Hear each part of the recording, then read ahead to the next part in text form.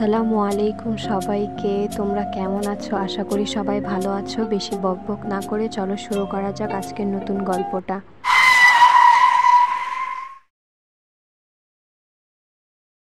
কি হলো সুগা, তুমি এভাবে গাড়ি কেন থামালে? স্যার, গাড়ির সামনে একটি মেয়ে চলে এসেছে। হোয়াট? Yes sir. তুমি থামো, আমি দেখছি। ছেলেটি বের হয় আর গাড়ির সামনে গিয়ে দেখতে পায় একটি মেয়ে গাড়ির সামনে পড়ে আছে। গাড়িটা ঠিক সময় না থামালে হয়তো মেয়েটার অ্যাক্সিডেন্ট হয়ে যেত। মেয়েটির মুখ চুল দিয়ে ঢাকা, তার ওপর আবার রাতের অন্ধকারে জাংকুক মেয়েটির মুখ দেখতে পাচ্ছে না। জাংকুক এবার মেয়েটির কাছে যায়, গিয়ে তার চুলগুলো সরিয়ে দেখে মেয়েটির কপাল কেটে রক্ত পড়ছে। জাংকুক এখন বুঝতে পারছে না তার এখন কি করা উচিত। সে কি মেয়েটাকে তার সাথে করে নিয়ে যাবে নাকি এখানেই ফেলে চলে যাবে? ঠিক তখনই সুগা গাড়ি থেকে বের হয়। স্যার, কিছু মনে না করলে আমি বলছিলাম যে আমাদের মেয়েটাকে সাথে করে নিয়ে যাওয়া উচিত, কারণ এত রাতে একা একটা মেয়েকে ফেলে যাওয়া ঠিক হবে না, কোনো বিপদ হতে পারে। তুমি ঠিক বলেছ সুগা, আমিও এটাই ভাবছিলাম, কিন্তু মেয়েটাকে সাথে করে নিয়ে যাওয়া কি ঠিক হবে? মেয়েটাকে তো আমরা চিনি না, যদি কোনো সমস্যা হয়। স্যার, কথাটা ভুল বলেননি, কিন্তু মেয়েটাকে তো আর একা ছাড়া যায় না। তাহলে চলো মেয়েটাকে আমাদের সাথে করেই নিয়ে যাই। Okay sir. এরপর জাংকুক মেয়েটাকে কোলে তুলে গাড়ির পেছনের সিটে এসে বসে। Jeon Jungkook. জাংকুকের বয়স 25 বছর। সে কোরিয়ার একজন সাকসেসফুল বিজনেসম্যান। জাংকুকের বাবা মা কেউ নেই। জাংকুক তার ছোট বোন জিমিনের সাথে থাকে। জিমিনের বয়স 20 বছর, সে কলেজে পড়ে। অন্যদিকে আমাদের গল্পের নায়িকা তে। তে এর বয়স 20 বছর, তার বাবা মা নেই। তে একটি ফ্লাওয়ার শপে কাজ করে। সেখানে কাজ করে সে যত টাকা পায় তা দিয়ে সে তার বাড়ি ভাড়া দেয়। তে একটি ছোট ফ্ল্যাটে ভাড়া থাকে। সব থেকে খুব অল্প পরিমাণ টাকা পাওয়ায় সে ঠিকমতো 3 বেলা খেতে পায় না। একটু আগে জাংকুকের গাড়ির সামনে যেই মেয়েটা পড়ে গেল সে আর কেউ না, তে। ঠিক মতো খাওয়া দাওয়া না করায় সে মাথা ঘুরে জাংকুকের গাড়ির সামনে পড়ে যায়। আমি কোথায়? এটা আবার কোন জায়গা? আমার যতটুকু মনে পড়ে কালকে তো আমি সব বন্ধ করে বাড়ি যাচ্ছিলাম। তারপর আর কিছু মনে পড়ছে না, কিন্তু আমি এখানে কেমন করে আসলাম? আমাকে কে নিয়ে এসেছে? তে এসবই ভাবছিল, তখনই কেউ একজন দরজা খুলে রুমে প্রবেশ করে। ও, তুমি উঠে গিয়েছো? তুমি কে? আর আমিই বা কোথায়? আরে ভয় পেও না, ভয় পাওয়ার কোনো কারণ নেই। আসলে কালকে তুমি আমার ভাইয়ার গাড়ির সামনে পড়ে গিয়েছো, তারপর আমার ভাইয়া তোমাকে আমাদের বাসায় নিয়ে এসেছে। ও আচ্ছা। তুমি কিছু মনে না করলে আমি কি তোমায় কিছু প্রশ্ন করতে পারি? আই মিন, তোমার সম্পর্কে কিছু জানতে পারি?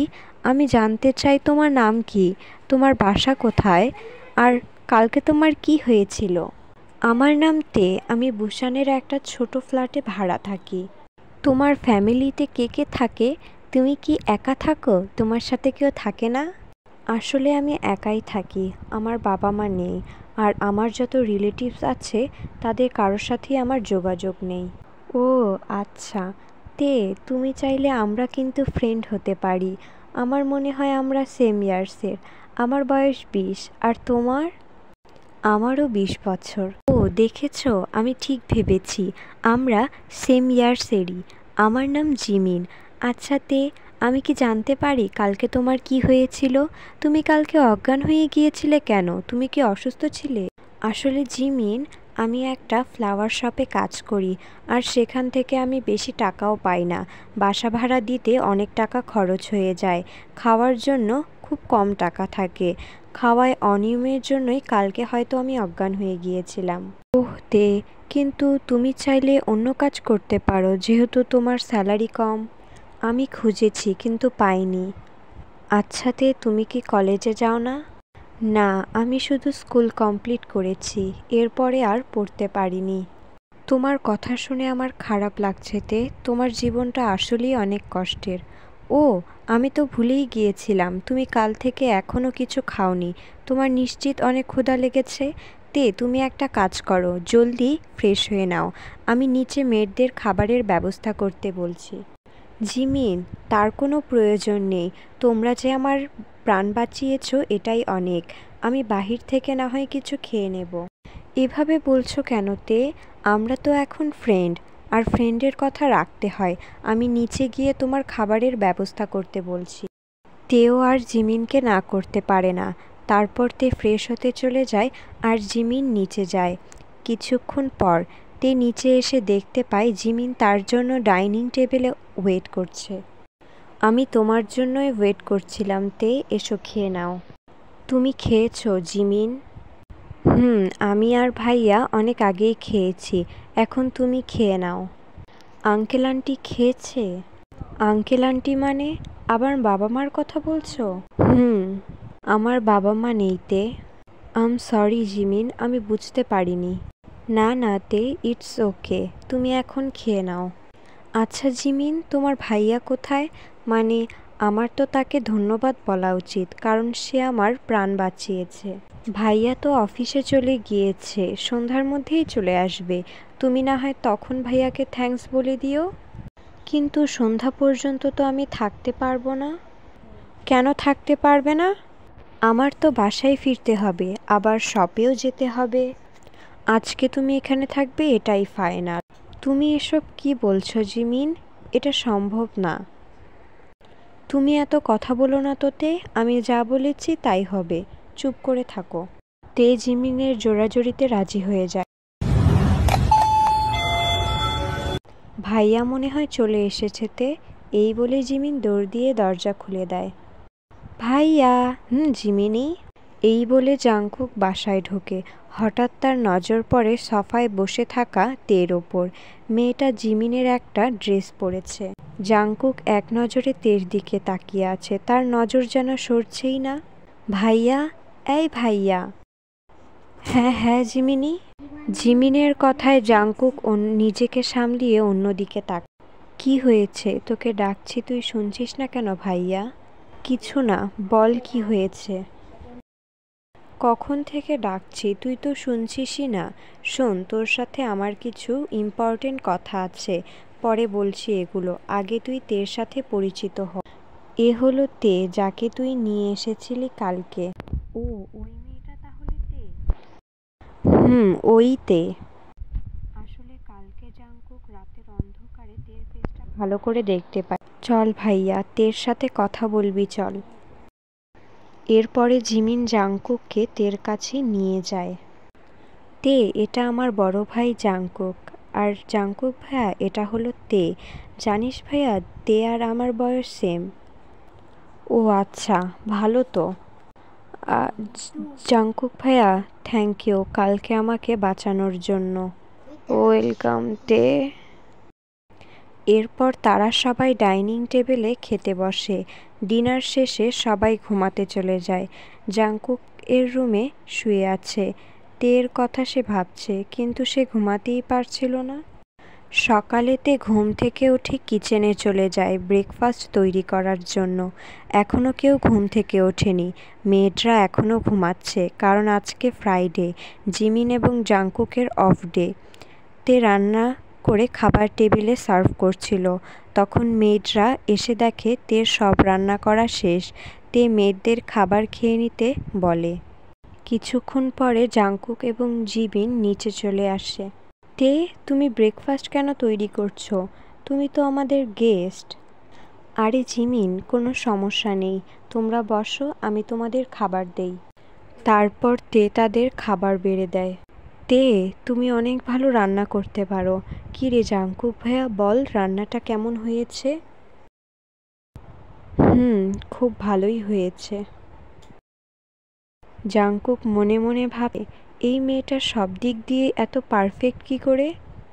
খাবার শেষ করে জাংকুক তার রুমে যাচ্ছিল, তখন জিমিন বলে, ভাইয়া, তোর সাথে আমার কিছু ইম্পর্টেন্ট কথা আছে। রুমে আয়। রুমে যাওয়ার পরে, ভাইয়া, তে আমাদের সাথে আমাদের বাসায় থাকুক, ওর জীবনটা অনেক কষ্টের। এরপর জিমিন জাংকুককে তের ব্যাপারে সব খুলে বলে। এসব তুই কি বলছিস জিমিন? এসব রাস্তার মেয়েকে বাসায় থাকতে দিতে পারবো না আমি। এদের উদ্দেশ্য ভালো হয় না। এভাবে কেন বলছিস? ওকে থাকতে দে না, ও ভালো মেয়ে। শুধুমাত্র 3 দিন ওই মেয়ে এই বাসায় থাকতে পারবে, এরপর ওকে ওর নিজের ফিরে যেতে হবে, এই আমি বলে দিলাম তোকে। জিমিনও আর কথা বাড়ায়। জাংকুকের রুম থেকে বের হতে যাবে তখনই দেখে বাইরে তে কান্না করতে। জাংকুকও দেখলো তেকে। তে, তুমি কান্না করছো কেন? কান্না করো না। না জিমিন, চোখে কি যেন একটা পড়েছে। আর আর শোনো, আমাকে না শপে যেতে হবে, আমার একটা জরুরি কাজ পড়ে গেছে। জিমিন কোনোভাবেই তেকে আটকাতে পারল না। এসব দেখে জাংকুকেরও অনেকটা খারাপ লাগছে। তে বাসায় চলে আসে। সে জাংকুকের বলা কথায় অনেক কষ্ট পেয়েছে। আসলে সে পানি খেতে ওঠে জাংকুকের সব কথা শুনে নিয়েছিল। তারপরের দিন তে তার শপে কাজ করছিল, তখন সে দেখতে পায় জাংকুক তার শপে আসছে। হ্যালো স্যার, আপনার কি কিছু লাগবে?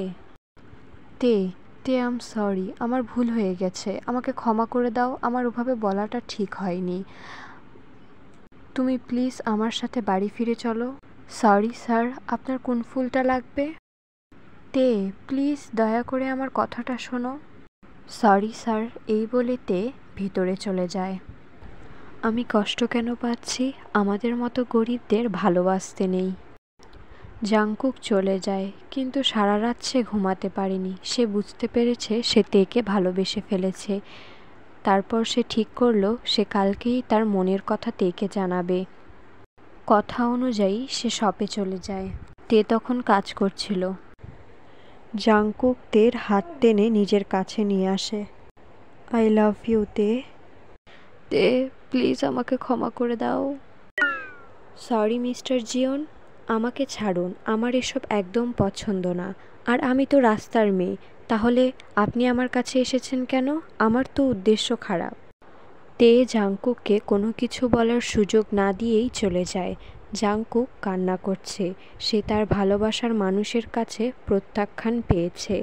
জাংকুক জিমিনকে সব জানায়, কিন্তু জিমিন তাকে বলেছে সময় থাকতে জিনিসের মূল্য দিতে শেখো, এখন কান্না করে কোনো লাভ নেই ভাইয়া। তে তার সব বন্ধ করে বাসার উদ্দেশ্যে বের হয়। আজকে অনেক রাত হয়ে গেল, কাজ করতে করতে কিভাবে যে সময়টা চলে গেল বুঝতেই পারলাম না। তে রাস্তায় কিছু গুন্ডা দেখতে পেল। তে সেখান থেকে পালানোর আগেই গুন্ডাগুলো তাকে দেখে ফেলে। সে সময় জাংকুক তার অফিসের কাজ শেষ করে বাসায় ফিরছিল, আর সে এসব ঘটনা দেখতে পায়। জাংকুক গাড়ি থেকে বের হয়ে গুন্ডাগুলোকে মারতে শুরু করে। তে তো এসব দেখে খুবই ভয় পেয়েছে। সে জাংকুককে জড়িয়ে ধরে কাঁদতে শুরু করে। জাংকুক খুবই রেগে গিয়েছে তের ওপরে। বেয়াদব মেয়ে কোথাকার, কতবার বলেছি তোকে আমার সাথে চল, তুই এত রাতে বাহিরে কি করছিস? আমার কথা কেন শুনিস না তুই? আমি যদি এখন না আসতাম তাহলে তোর কি হতো তুই বুঝতে পারছিস? আসলে কাজ করতে করতে বুঝতেই পারিনি কখন এত রাত হয়ে গেছে। তোমার কাছে তো ক্ষমা চেয়েছি তে, আমায় ক্ষমা করে দাও না, আমি যে তোমায় খুব ভালোবাসি। আমিও তোমায় খুব ভালোবাসি জাংকুক, কখন যে তোমার মায়ায় জড়িয়ে গেছি বুঝতেই পারিনি। আমি আজকে অনেক খুশি জান, থ্যাংক ইউ সো মাচ।